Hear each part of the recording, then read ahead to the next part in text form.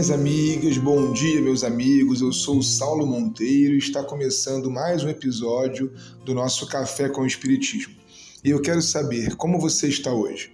Eu desejo, sinceramente, que muito bem. Mas olha, se não foi possível, se não está sendo possível, calma, viu? Não fique mal por não estar bem. Faz parte do ciclo e as ondas vão e vêm. Gente querida, seguindo ainda o fio da semana passada, em que vimos como se dá a sexualidade humana, muito mais constituída na alma do que no corpo, temos hoje um outro tema para esvaziarmos de biologia, por assim dizer, e enchermos de sociologia e psicologia. Nem tudo é o que parece ou aquilo que nos ensinaram. Por isso eu quero começar hoje te perguntando: a família humana é um conceito biológico? É bem possível que, sendo espírita, frequentador ou frequentadora de uma instituição espírita, você responda que sim. Mesmo nos bancos escolares, pode ter sido interpretado assim. Eu também achava que sim, mas não. Viver em família não é uma condição biológica humana.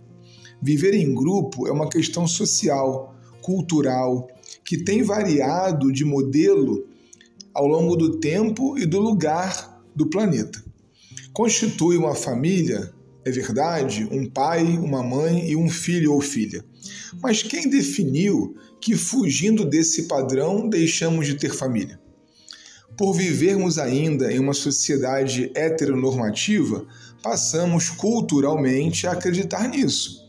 Mas a vida é bem mais complexa do que isso. E crer que somente a procriação forma famílias é, de novo, se concentrar demais no corpo. Justamente nós, que entendemos da alma, não devemos nos concentrar demais no corpo. Da mesma forma que vimos no último estudo que o espírito não tem sexo, precisamos reconhecer também que não é o sexo biológico que define a condição de formação de uma família.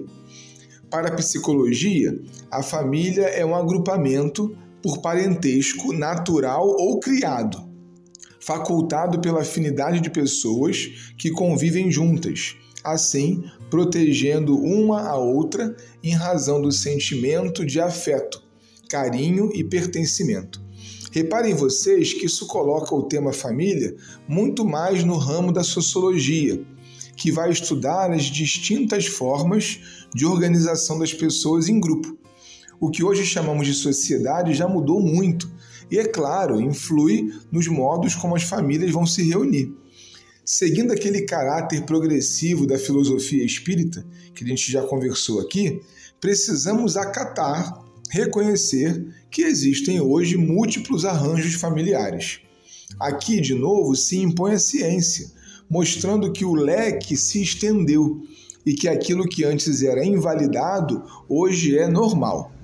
Mas além de pensar com a ciência, adicionemos a ela um pouquinho de Kardec. Vejam no item 980 de O Livro dos Espíritos o conceito de família segundo o pensamento espírita. A experiência nos ensina que os espíritos de uma mesma categoria, do mesmo caráter e possuídos dos sentimentos, formam grupos e famílias. Os espíritos, entre os quais há recíproca simpatia para o bem, encontram na sua união um dos maiores gozos, visto que não receiam vê-la perturbada pelo egoísmo. Portanto, gente, não nesse caso, não há discordâncias entre o modo espírita de ver o tema e o que a ciência contemporânea nos ensina. Família é o lugar do afeto, família é o lugar da afinidade, e isso não tem relação com sermos homens ou mulheres em uma encarnação.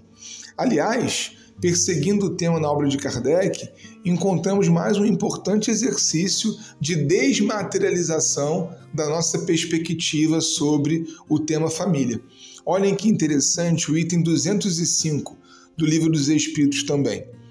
Há algumas pessoas, a doutrina da reencarnação se afigura destruidora dos laços de família, porque os coloca como anteriores à existência atual.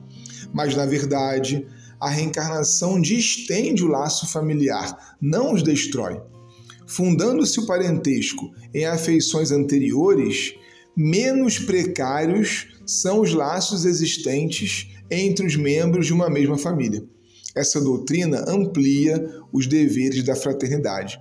Família, então, passa muito menos pelo encontro de corpos e muito mais pela união das almas, sabedores que estamos agora de que os núcleos familiares são construções humanas, sociais, que evoluem com o tempo. Pensando nisso tudo, eu quero compartilhar com vocês a conclusão a que chegaram o autor e a autora do artigo que nós lemos para esse episódio.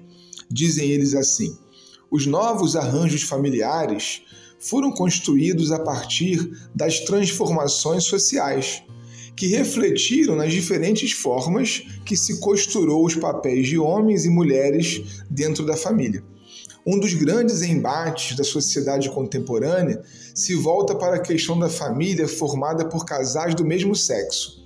Todavia, o Livro dos Espíritos traz, como vimos, que a experiência em família é decorrente das experiências reencarnatórias anteriores e das afinidades, e que os espíritos não têm sexo. Visto isso, como poderíamos discriminar um arranjo familiar, já que a família serve em todos os formatos para a evolução espiritual e moral humana?